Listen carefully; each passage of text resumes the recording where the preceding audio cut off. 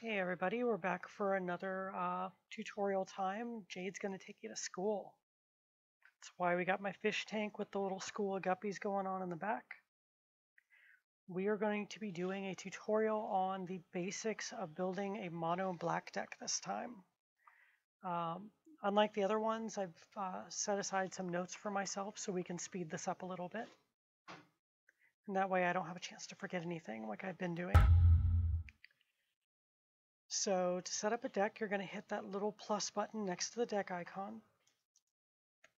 We're going to give it a quick name, change the format to Commander, and I'm just going to leave the deck box on the black. You can make it whatever you want if you're following along at home.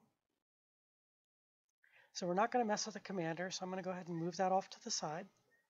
And I'm going to shrink this all the way down so we can see everything while we're working. So the very first thing you want to do when you're working on a deck, so first of all, this is our budget version. We're going to do 2 quick mono black deck skeletons. This is everything you absolutely have to have in a deck to get it going. We're going to do a budget version first, and the budget applies to both paper and online. And then we're going to do an optimal version, where if money's not an option, here's the best cards to use for a skeleton. And this is general, don't take these as absolutes. That's my little disclaimer here. You can tweak this here and there. If your deck is really specialized, you can totally change this up. It's totally up to you. You don't have to use what I use. So we're going to start with the budget deck, and we're going to do our mana base. So the basics of a mana base for a deck, I've been doing this for around 10 years now, and I play almost exclusively Commander. What I've seen works best is about 37 land, as many basics as you can fit, and then 3 specific low-cost mana rocks. That is your base tier mana. So for this one, we're going to start out with the cycle lands. The cycle lands are ones that come into play tapped, or you can cycle them for whatever cost. That way, if you draw them late game, you don't have to worry about not being able to use them. With monocolors, you're able to play all 3 of them. There's 3 for every color. So for black, we're going to do Barren Moor, Desert of the Glorified, and Polluted Mire. Those are our 3 cycle lands. Next, since we're on the budget build, there are a lot of times where you might get stuck with less land than you want.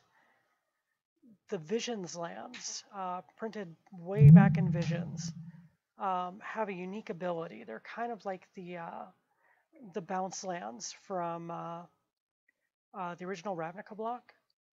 They'll produce a black and a colorless. They come into the battlefield tapped, and you have to return an untapped basic to your hand to play them. They're a little slow on entry, but if you're missing a land drop, this functions as having more than 1 land in a single card. So these really make up for you if you're playing a little bit down. I really like running them in budget decks, only in monocolor though. They don't really do enough for multicolor decks, but that's where those Ravnica lands come into play. Next thing, black has a really, really nice suite of non-basic lands that they produce the mana we need, and they are going to do something else very useful. The other colors don't have as many of these, or at least the ones they have aren't as useful. So the first one we're going to use, it's called Blighted Fin. This one taps for a colorless, comes in untapped. And then when you don't need this for land anymore, you can pay 4 and a black, tap and sack it, and an opponent sacrifices a creature. So it's good removal that gets around indestructible, hexproof. If they just have 1 creature, like a Voltron deck, that's going to take out their 1 creature really easily. The next one that has an extra ability on it, honestly should be in about every black deck nowadays. Bajuka Bog. Comes into play tapped, makes a black, and when it comes into play, you exile all cards from target player's graveyard. With the rise of Mirren, Muldrotha, Carador. There's so many decks that rely heavily on their graveyards. We definitely want to have a way to get rid of graveyards easily. And I mean, it sucks when it's your early drop and you just need to play a land, but late game, this can really screw over a lot of decks. So Bojuka Bog's a great addition. Next, we're going to look at the memorials. These cards are really, really useful. I'm a big fan of them. But in this budget build, the black one's really nice. As soon as you don't need it anymore, you can sack it to return a creature from your graveyard to your hand. So if someone was able to remove something, you have a chance of getting it back now. So again, very, very useful to have lands that do extra things. And then our last land that does extra duty here is Spawning Pool. I really like the man lands in single color decks. They give you something that is immune to pretty much all the board wipes. It is immune to sorcery speed removal. This one is just a really good blocker. It becomes a 1/1 skeleton with pay a black to regenerate. So that's a really nice little man land. Most people seem to forget that one exists. Our next card is one I say you cannot build a deck without. I don't care if you're relying on graveyard strategies and you want to be discarding cards. You don't want to do it because your hand has maxed out. You're weak to Cyclonic Rift, Evacuation, all manner of things that just fill your hand right back up. Or if someone's playing some crazy Nekusar build and has you draw 20 cards, you want to be able to save as many cards as you can. Reliquary Tower is a must include on pretty much every single commander deck. I can only think of maybe one deck I've built in 10 years that I didn't want to run Reliquary Tower in. So you need to have that in all of your decks. I can't stress that enough. Next up is a section I call Strip Lands. It's named after the card Strip Mine, which is the original kind of strip land. They're lands that destroy other lands. In the commander format, there are a lot of lands that can become problematic, like from the expensive Tabernacle at Pendrell Vale, Maze of Ith, Gaia's Cradle, to the ones that are fairly recent. You've got all the flip lands from Ixalan. There are some lands that are just really powerful and can swing a game. So having these that you don't have to destroy a land, you've still got another use out of the card, which is tapping for mana, but you can kill a land when you need to. These are very, very functional and efficient. I don't recommend playing a game without two of them. So we're going to run Ghost Quarter for the first one. And then my second one is Tectonic Edge. It looks like Modern is starting to notice this card, so there may be a chance the price is going to spike up soon. Only time's going to tell on that, but at the moment it's still a budget card, so it's still one of my go-to options for a strip land for budget decks. And we've got all of those. Now we need our basics. So to get us up to the 37 here, we need 26 swamps.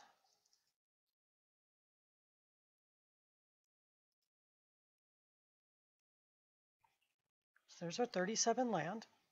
Now we need our 3 mana rocks. For mono black, the ones I like to go with, Soul Ring is the obvious. Pretty much every single deck has a Soul Ring. Unless you're playing like a no artifact build of something, you need Soul Ring. That card and Reliquary Tower are pretty much my two must-haves in every single commander deck. I always make my Steven Universe joke here. You gotta have some diamonds. The black one is Charcoal Diamond. And then our last one we're going for here, because black tends to care about specifically colored mana and not colorless, we're going to go with Star Compass for the last one. This functions like having a second Charcoal Diamond in the deck. You'll see me using this in a lot of single color builds. So there's our 40 cards that make up the mana base of this deck. Barren Moor, Blighted Fin, Bojuka Bog, Desert of the Glorified, Everglades, Ghost Quarter, Memorial to Folly, Polluted Mire, Reliquary Tower, Spawning Pool, Tectonic Edge, Soul Ring, Charcoal Diamond, Star Compass, and then 26 basic swamps. Next part of the deck we're going to move on to is ramp. You need to ramp. If you don't ramp, it's going to put you far behind other players. Everyone else is going to be doing it, so you need to be doing it too. Ramping is getting ahead on mana that you should have. So like having 3 mana on turn 2, or having 6 mana on turn 4. If you're just playing lands, you're not going to get to those numbers. So black doesn't have as many options as, say, a color like green does. So we're going to be relying on some artifacts here. First one is Wayfarer's Bauble. It's kind of like having a rampant growth and colorless. You play it for 1, pay 2, tap and sack it, and you get a basic land out of your deck into play tapped. So that'll put you ahead 1 land. Next one is a Mana Rock. If my search function wants to search, there we go. Mind Stone. Works kind of like the diamonds, but it produces colorless and comes into play untapped. The next one we're looking at is one of my personal favorite cards. I think it is incredibly powerful. Thaumatic Compass. This doesn't get you ahead on lands, but it ensures that you do hit your basic land drops. It lets you search basic lands out of your deck to your hand. Once you have 7 in play, and you don't really need to be fetching lands out anymore, it flips over and functions like having another Maze of Ith. And it's a Maze of Ith that counts as mana as well. It taps for a colorless. So once you hit that 7, it'll ramp you up to 8 by itself. And you're not trying to play 8-drop spells faster, I should mention. You're looking to play like 2 4-drops in a turn, or a 5-drop and a 3-drop. It's more playing more quality spells than just playing that one big spell. Our next one we're going to be looking at here is Hedron Archive. For 4 mana, it taps for 2, and when you don't need it anymore, you can sack it to draw 2 cards. After that, we're looking at what is basically a commander staple, Burnished Heart. 2/2 Elk for 3. You can pay 3 and sack him to search your deck for 2 basic lands and put them into play tapped. Very, very, very efficient creature. And then our last one is bordering on not being that budget, but I feel like it's so essential to black that it's worth playing and shelling out a couple dollars for. I think it's like $3.50 or $4. Cryptghast. For 4 mana, it's a 2/2 Spirit with Extort. So Extort carries a lot of value in Commander because you have multiple opponents. So when you pay that 1 black, you're getting 3 life back and 1 damage to each opponent. But the big thing here is when you tap a swamp, you produce an extra black. So it's going to double the mana all of your basic lands produce, which is another reason why you want to run as many basics as you can. So our mana ramp that we're playing here again is Wayfarer's Bauble, Mind Stone, Thaumatic Compass, Burnished Heart, Hedron Archive, and Cryptghast. So that is 6 ramp spells on top of our 40 mana cards. Our next section is card draw.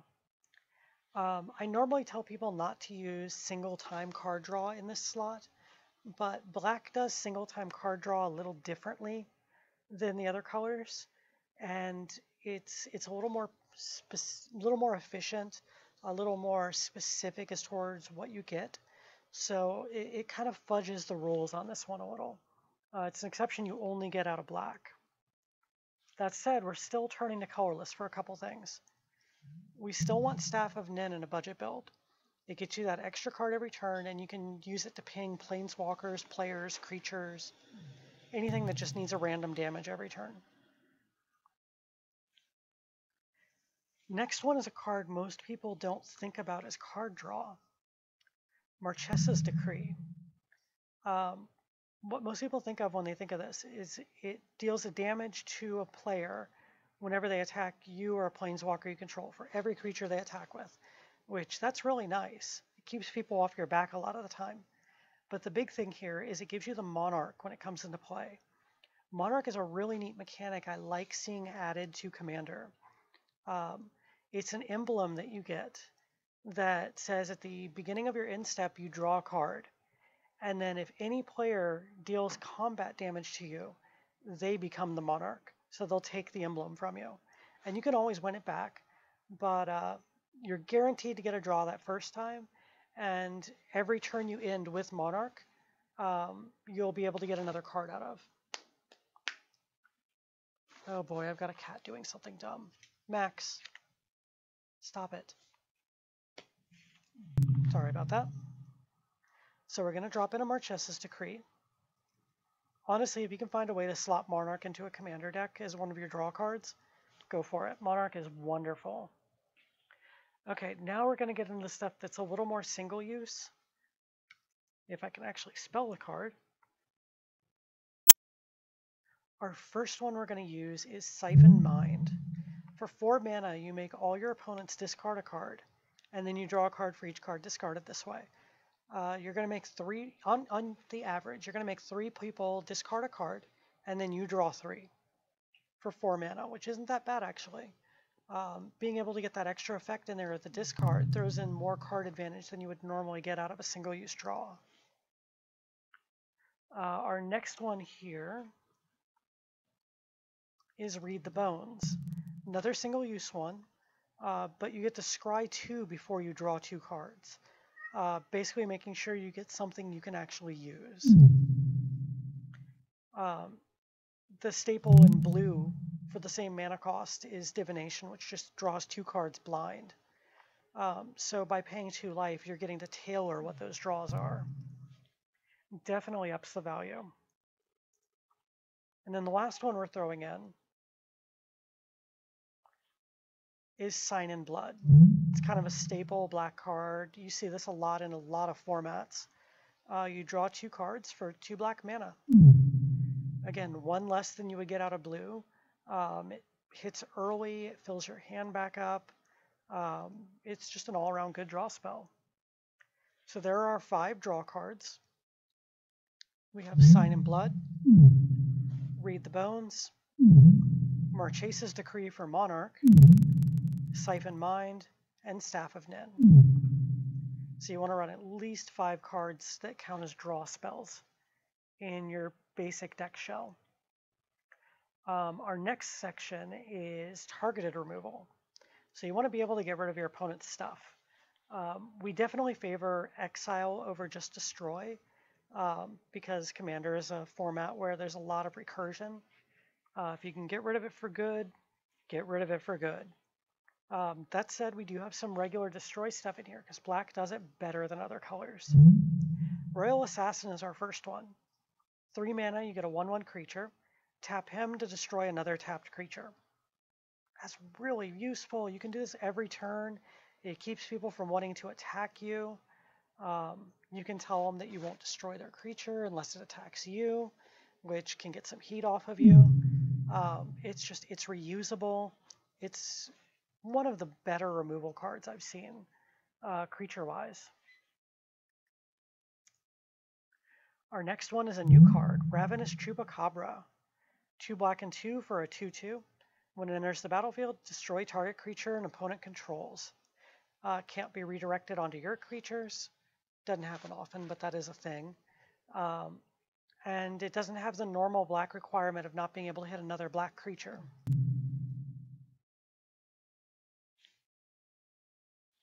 Our next one is an oldie but a goodie. Back from the Dark, Ashes to Ashes. They had to pay 5 life on this, but for 2 black and 1, you exile 2 non-artifact creatures. So this removes 2 creatures for 3 mana. And not only does it remove them, it fucking exiles them. They're gone for good. This card is awesome. I'm surprised I don't see it in more decks. It's served me really well over the years. It's one of my go-to cards for for any black commander deck. Another new one from Battle Bond, we're going to go with Vertices or Maneuver. This is one of the new friend or foe cards. I really love that mechanic. You can help out another player at the table and earn a friend, or you can just punish everybody else and give you a benefit. For everyone you choose friend, which is probably always going to be you, friends return a creature from their graveyard to their hand, so you get a creature back. Every foe is going to sacrifice a creature they control. So this is going to get around hexproof, indestructible. Again, it really hits those Voltron players. Just a nice little simple removal that comes with a huge upside as well. And again, it's going to hit every player. So it's not like just playing a Diabolic Edict where you only hit one person. Our next one is a good staple. Go for the Throat. Again, a lot of black removal spells say they can't remove other black creatures. Go for the Throat, it just won't hit artifact creatures. So this will even hit Eldrazi. So for just a black and one at instant speed, destroys a creature. We're definitely breaking a couple of the rules on numbers here because black has a lot of options in removal that I think we should take advantage of. Our next one we're going to be using is Hero's Downfall. 2 black and 1 again, instant speed. You can destroy any creature or planeswalker. So having that extra little target ability where you can take out a planeswalker with it can be really nice in a pinch. I'm amazed that card is still around $1. It really should have gotten higher by now. Okay, and this last one is like some super secret tech that I never see anyone else play. I want to throw this out there and help you guys out. I hope people like this one. This is an old card from Legends called Demonic Torment. A black and 2, it's an aura, enchants a creature. Enchanted creature can't attack, and prevent all combat damage that would be dealt by enchanted creature. This is kind of a pacifism in black. Now that you can't tuck a creature into someone's deck anymore, you have to get more creative as to how to deal with a problematic commander that keeps coming back, like say a Skullbriar or a Lesha. Those cheap commanders that just get recast every time you remove them. Demonic Torment's going to ensure that it stays on the battlefield and can't do anything. It can't attack. If it blocks, it's not going to kill what it blocks. Having a pacifism-like effect where you just disable the card while it's in play is really, really useful. Demonic Torment is the only card of its kind in black that I'm aware of. It was a common back in Legends, so you can get a paper copy for around 50 cents to $1. And online, I think it's only a penny. So there's one of my super secret techs for removal in mono black. And then lastly, we're going to go to board wipes. For board wipes, black has some actual cool options here.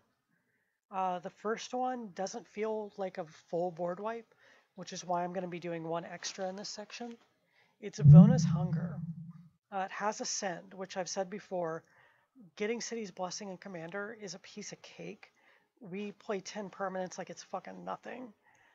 So you'll pretty much always have it. So at instant speed for 3 mana, each opponent sacrifices a creature. If you have the City's Blessing, they each sacrifice half the creatures they control rounded up.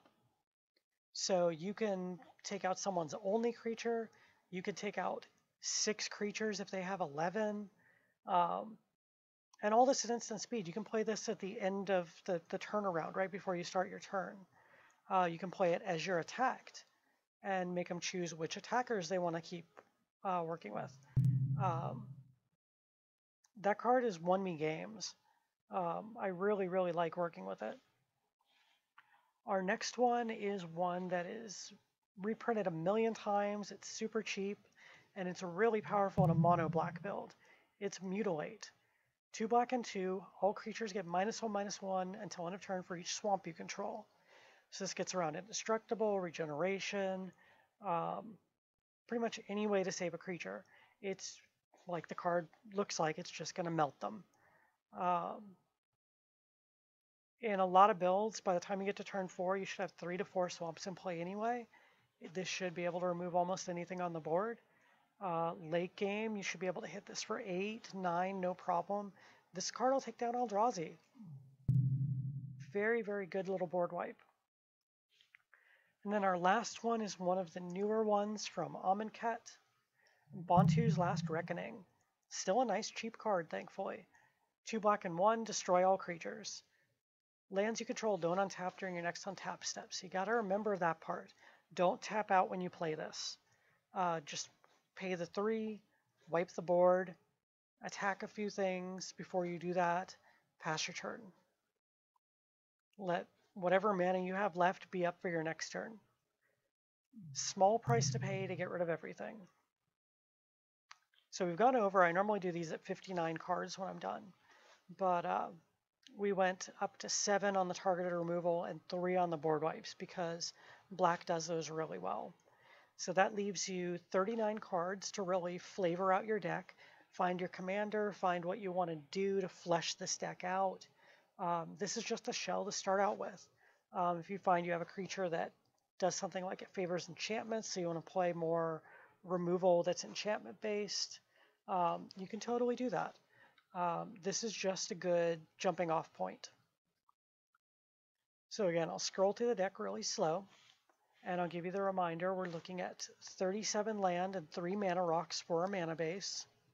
You're looking at 6 ramp spells, 5 card draw spells, 6 or 7 targeted removal, and 2 to 3 board wipes. Again, these are our minimums.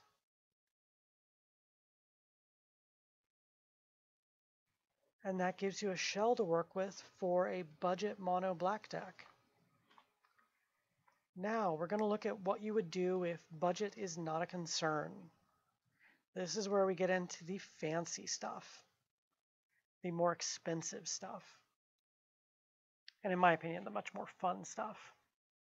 So we're going to work with those same numbers, because again, those are our basis for pretty much everything in Commander. So for our land base, we're still starting out with the 3 cycle lands. These cards really should form the basis of any monocolored deck you work with, because there will be games you just don't need that land you draw, and it's nice to be able to get rid of it and get another card. As I've said, you always play Reliquary Tower. There's like no getting around that one. We're still going to run our little man land spawning pool. And we're still going to run Bojuka Bog. Again, we're getting into the lands that do things. We want efficient lands. Our next super efficient land is Volrath's Stronghold. Doesn't come in tapped, taps for colorless, and you can pay a black and 1 and tap it to put a creature from your graveyard on top of your library. Really good way to get your creatures back late game, especially if you combine it with card draw, doing it at the end of someone's turn.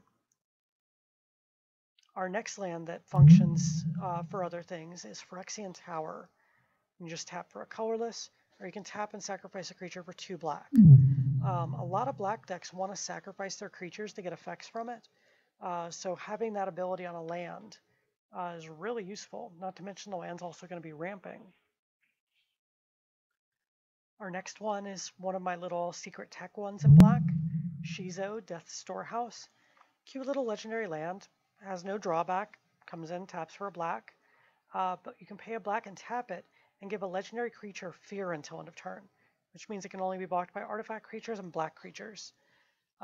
This is a good way to give your commander unblockable in a lot of situations. Players aren't always going to have an option to block when you throw out fear. And again, the land has basically no drawback. I'm kind of sad this one isn't budget anymore, but Myriad Landscape, even with the reprint, the price has stayed up on it to around $5. So you can tap it for a colorless, you can pay 2, tap and sack to fetch out 2 basic lands into play tapped from your library. Just a good way to have a land that can also produce ramp. Lands that generate other effects are incredibly useful.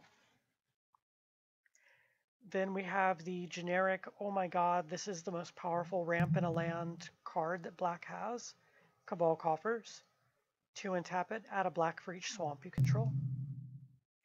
And you don't want to be playing that without its good buddy Urborg, Tomb of Yawgmoth. Turns all lands into swamps. Fun little combo with that. One of my personal favorite EDH combos, if I can spell it, is Filth. If he's in your graveyard, all creatures you control have Swamp Walk. And this is going to make all your opponent's lands into swamps. There you go. I just made all your creatures unblockable. So let's see. After Urborg, we have another amazing ramp card, Nykthos. Monocolored decks have a really easy time getting high devotion counts, so this is going to produce a ton of mana for you. Honestly, if you're running monocolored decks and you can afford a Nykthos, you should probably run it. We still want strip lands. We're going to play the 2 best we have open to us. Field of Ruin, which replaces itself with a basic land. And then the other one is our tried and true, still never had a card printed better than it, Strip Mine. Then we want our basics. In this deck, we are doing 22 basic swamps.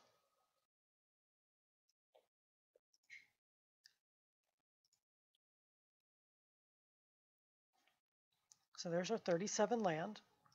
Barren Moor, Bajuka Bog, Cabal Coffers, Desert of the Glorified, Field of Ruin, Myriad Landscape, Nykthos, Phyrexian Tower, Polluted Mire, Reliquary Tower, Shizo, Volrath Stronghold, Urborg, Strip Mine, Spawning Pool, and 22 swamps. Now we need those 3 mana rocks to complement this. When we're not restricted by a budget, we do get access to the best mana rock ever printed. Mana Crypt. Costs nothing to play and taps for 2.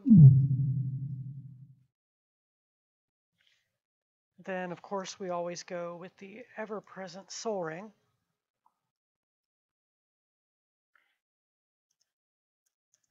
And we still like Charcoal Diamond here, because again, we want to make black mana.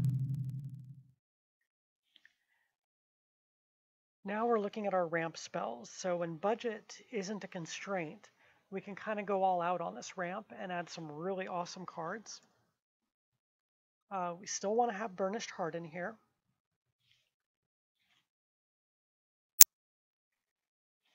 We still want our friend Cryptghast. Because seriously, Cryptghast is just that good.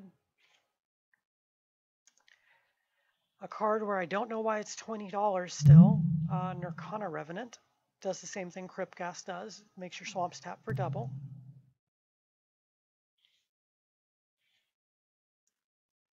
Not searching for Mox Jet, I'm searching for Jet Medallion. Black spells cost 1 less to play.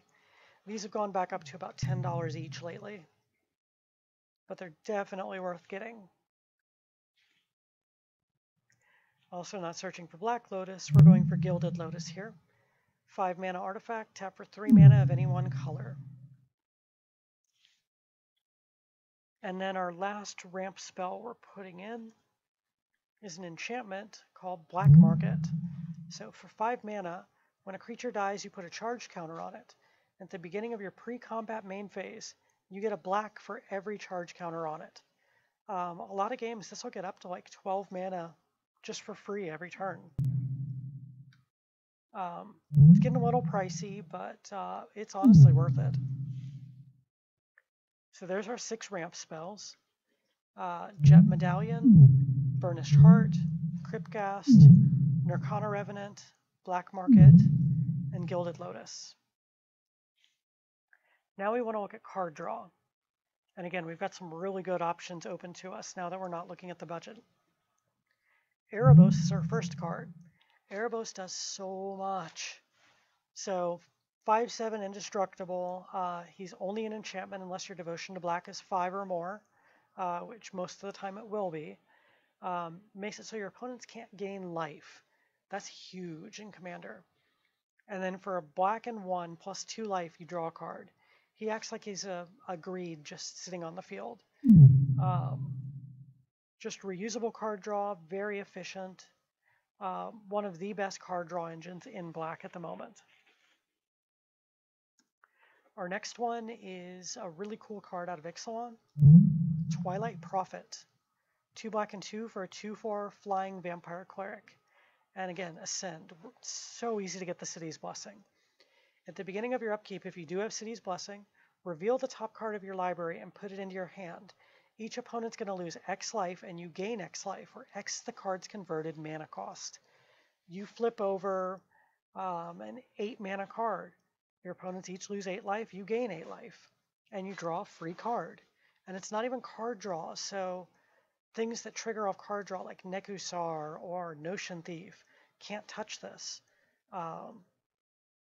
It's so efficient. Honestly, my favorite version of card draw in mono black right now. Most of my black decks do run that card. Again, black's going to be sacrificing creatures. So Skull Clamp is really nice. We can throw it on something before we sack it and draw 2 cards off of it. So that's going to be our next card draw card. After that, we're going back to Visions. Anvil of Bogarden. This is a little weird. This is only functional card draw. It's not actual card draw. So it's an artifact for 2. Players have no maximum hand size, so this is also going to double as an extra reliquary tower for you.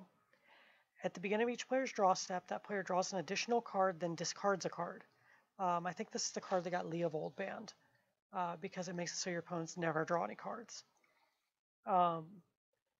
What this does is you get the best option of the 2 cards you draw every turn, or the best option out of your whole hand is another way to look at it. And black has a lot of strategies where fueling your graveyard is important. So this is going to net you that extra little bit of card advantage, while at the same time filling your graveyard. And then your opponents probably aren't ready for that, and they're just going to start to go off their normal play strategies as they see their graveyard filling up. People don't usually act rationally when this card's on the table.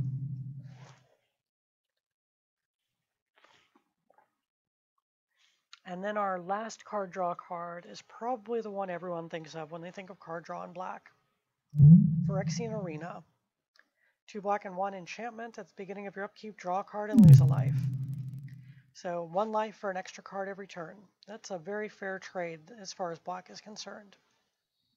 So for card draw, we're looking at Skull Clamp, Anvil of Bogarden, Phyrexian Arena, Erebos, and Twilight Prophet. So there's our 5 card draw cards. Now we're going to targeted removal. Again, we want to look at exile where we can, but black does so much good removal that's not exile. We still want Royal Assassin. I still think this card's amazing. If you're in a metagame that has a whole bunch of graveyard players, excuse me, you can run Avatar of Woe. I wouldn't run it if you don't have a lot of people high on graveyard strategy, because 8 mana is going to be a lot to pay. But she does what Royal Assassin does, but a little bit better and on a much bigger body with Fear. And she only costs 2 mana if graveyards are filling up with creatures. A lot of times they won't, though, which is why I favor Royal Assassin out of the 2. We still want Ashes to Ashes. Again, it's one of the best removal cards black has. I still like Virtus's Maneuver. Now we get into one of the expensive ones. This card just will not drop in price. Vraska's Contempt. 2 black and 2 for an instant. Exile a creature or planeswalker and gain 2 life. So this is Hero's Downfall, but better for 1 extra mana. And we're still at instant speed on that too. Okay, next one is probably going to blow a few people's minds. I didn't even know this existed until fairly recently. So black can't handle artifacts very well, but it could in antiquities. This card is, I think, $25 in paper, and I think like 5 or 6 cents online. For 2 black and enchantment, sacrifice a creature. Again, we want to be doing that. Destroy target artifact. Activate this ability only during your upkeep and only once each turn. So it gives you a sack outlet. It lets black finally destroy artifacts. What more can you want? It's reusable. That's just a beautiful, beautiful removal card. And then our last one, it doesn't target, but you're going to love it. This generates so much advantage in the long term in games. Grave Pact. 3 black and 1 for an enchantment. Whenever a creature you control dies, each other player sacrifices a creature. Just so much value, especially if you're sacking creatures for abilities. You're going to get quite a bit out of that. So that's our 6 targeted removal cards. We're running Gate to Phyrexia, Vertice's Maneuver, Ashes to Ashes, Royal Assassin, Vraska's Contempt, and Grave Pact. Now we need our 2 board wipes. And oh boy, does black have 2 really good board wipes. One of the most popular board wipes ever printed. It's Wrath of God in black, Damnation. 2 black and 2, destroy all creatures, they can't regenerate. Doesn't get much more efficient than that. Except it does. Toxic Deluge is a thing. A black and 2. It's an additional cost, pay X life. All creatures get -X until end of turn. This will even take out the indestructible creatures. Black is known for paying a lot of life to do things, so paying a little bit more for a board wipe, it's going to be worth it. And the fact you can tailor it to not hit certain creatures you don't want to hit that you may be saving. Like, oh, Erebos is a god, and the next biggest creature out has a 6 toughness. Well, I'll just do it for 6 then, and Erebos survives. Like, it's so good. So there's our 59 cards. Let's blow this up a little bit and scroll through the deck slowly. You can always pause if you want to, if you're taking notes. Remember, this is our 59 lands plus 3 rocks to our mana base, 6 ramp spells, 5 card draw spells, 6 targeted removals, and 2 board wipes. This is our ideal minimum to start out a mono black deck. And then you use those 41 other cards to build around and totally customize the deck to your desire. And this should give you a jumping off point when you're ready to upgrade the budget build. You have an idea of what cards you want to look for, because these are definitely the ideal for running mono black. So I hope this helped you out. Hope you enjoyed me taking you to school. If you have any questions, leave them in the comments on YouTube, or hit me up on my Twitter @SkySpider. And if you have any requests for any school videos, I am happy to do them. We'll slowly be making our way through every color combination in Magic, and I'll see you guys next time, and I will be happy to take you to school.